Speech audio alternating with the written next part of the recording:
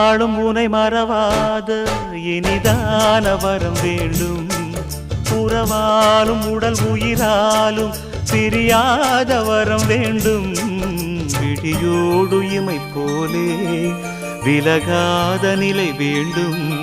இணையான இளமானே துணையான இளமானே, இணையான இளமானே துணையான இளமானே.